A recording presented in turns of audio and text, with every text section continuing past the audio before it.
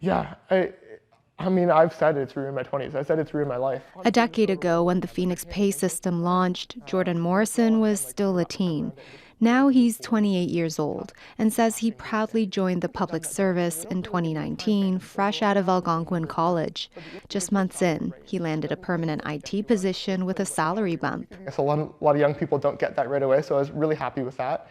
And then I never saw that pay. Morrison estimates the government owes him $60,000 for salary increases he was promised but never received. Through his managers, then the union, he fought to have his pay corrected. Sometimes he got $0 pay stubs due to Phoenix system errors, but eventually he cut his losses. It's brutal and it's destroyed me, but like, I just want to move on. So I walked away, and then I started getting told I owe all this money. And meanwhile, like, I was underpaid. I'm barely struggling to pay bills. Like, I'm borrowing money from friends and family. He was stunned. The government claimed Morrison owed it roughly $20,000 in overpayments.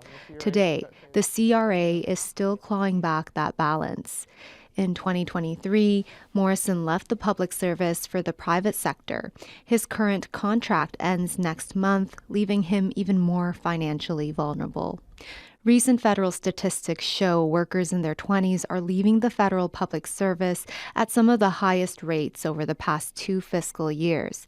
That's partly because failures like Phoenix cause young workers to lose faith in the system, according to this expert in public service management. If you don't take care of your employees and do proper accommodation, the younger generation is not prepared for what I'm Generation X, are accustomed to.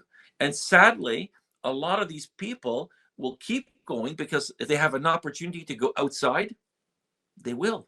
And that has been the tragedy of trying to recruit the younger generation in the federal public service. Morrison says he's still reeling financially from Phoenix. When he looks at his peers, he feels so far behind. Citing privacy, the government refused to comment on Morrison's case. In a statement, officials say they recognize the stress overpayments cause and offered measures to those financially struggling, like flexible repayment options. It's so wrong what they're doing to people.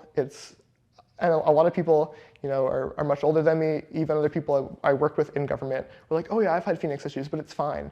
But they have years of salary to back themselves up. And if they're missing, $10,000 of $120K salary, it might not be that big of a deal. But for someone young starting out, like, you can't get your feet off the ground, you can't move forward.